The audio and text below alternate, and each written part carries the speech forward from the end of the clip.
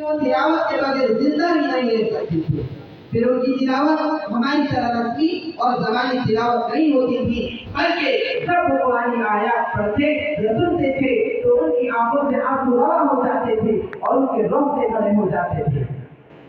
حضرت عمر رضی اللہ تعالیٰ عنہ کے بارے میں حضرت حسن بصری رحمہ اللہ تعالیٰ فرماتے ہیں کہ بعض اوقات تلاوت کرتے کرتے روتے ہوئے گر پڑتے اور 2 دن بستر پر پڑے رہتے تھے۔ حضرت عثمان غنی رضی اللہ تعالیٰ عنہ کا یہ حال تھا کہ آپ رات بھر جاگتے اور ایک رکعت میں مکمل قرآن کریم ختم فرمایا کرتے تھے، اور آپ یہ فرماتے تھے کہ مجھے گوارا نہیں کہ میری زندگی میں کوئی ایسا دن گزرے جس میں دیکھ کر قرآن کریم کی تلاوت نہ کروں۔ تو سنیے اللہ پاک نے ان کے اس سچے جذبے کی اس طرح قدر فرمائی کہ جب ظالم دشمن نے ان پر وار کیا تو اس وقت بھی قرآن مجید آپ کے سامنے کھلا ہوا تھا اور خون کا پہلا قطرہ اس آیت پر گرا، فَسَيَكْفِيكَهُ اللَّهُ وَهُوَ السَّمِيعُ الْعَلِيمُ۔ وعد قرآن کے سچے عاشق تیرے عشق اور تیری مشکل مزید و سلام کہ زندگی بھر تیری آنکھیں قرآن کو دیکھے بغیر سیر نہ ہوتی تھی، تیری زبان تلاوت کے بغیر کہتی رہتی تھی۔ واہ قرآن والے، اللہ نے شہادت کے وقت بھی تیرے اس سچے جذبے کی لاج رکھی کہ جب تیری آنکھیں اس دنیا سے رخصت ہوئی تو قرآن کو دیکھتے ہوئے رخصت ہوئی، اور تیری زبان سے جو آخری الفاظ نکلے تو وہ قرآن کریم کے نکلے۔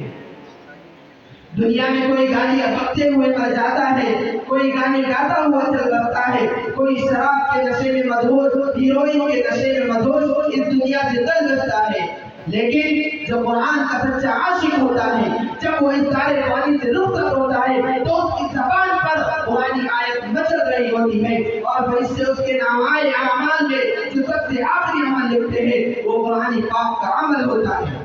اور کیوں نہ ہو، یہ وہ لوگ تھے کہ جو رات میں قرآن کریم کی تلاوت کیا کرتے تھے، جب سارے لوگ سو رہے ہوتے تھے تو قرآن آیات میں مشغول ہوتے تھے، جب لوگ گپ شپ اور فلم ڈراموں سے دل بہلا رہے ہوتے تھے تو یہ قرآن کریم کے نور سے اپنے دلوں کو منور کر رہے ہوتے تھے۔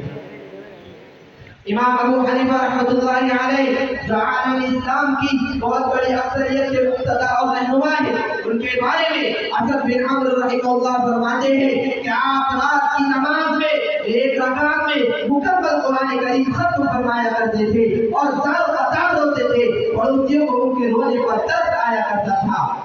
ایک روایت یہ بھی ہے کہ جس مقام پر انہوں نے وفات پائی اس مقام پر تقریباً 7,000 کلام مجید ختم کیے۔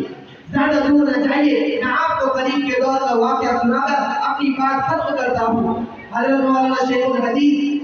مولانا محمد زکریا نور اللہ مرقدہ نے اپنی کتاب اکابر کا رمضان میں لکھا ہے کہ میری دادی صاحبہ نور اللہ مرقدہ حافظہ تھی اور روزانہ ایک مسجد پڑھنا ان کا مستقل معمول تھا، لیکن رمضان المبارک میں وہ روزانہ ایک قرآن کریم ختم کر کے مزید 10 پارے پڑھ لیا کرتی تھی اور اس کے علاوہ 17,000 تسبیحیں بھی پڑھا کرتی تھی۔ اللہ اکبر! یہ کیسے لوگ تھے جن کے رگ رگ میں قرآن رچ بس چکا تھا۔ مرد تو مرد، عورتوں کا یہ حال تھا کہ ایک دن میں 41 پاروں کی تلاوت کیا کرتی تھی۔ آج ہم میں کتنے ہی ایسے بدقسمت ہوں گے جنہیں سال بھر میں 41 پارے پڑھنے کی توفیق نصیب نہ ہوتی ہوگی۔ آئیے اللہ سے دعا کریں کہ اللہ تعالیٰ ہمیں آخری سانس تک قرآن کریم پڑھنے کی توفیق مرحمت فرمائے۔ وآخر دعوانا الحمدللہ رب العالمین۔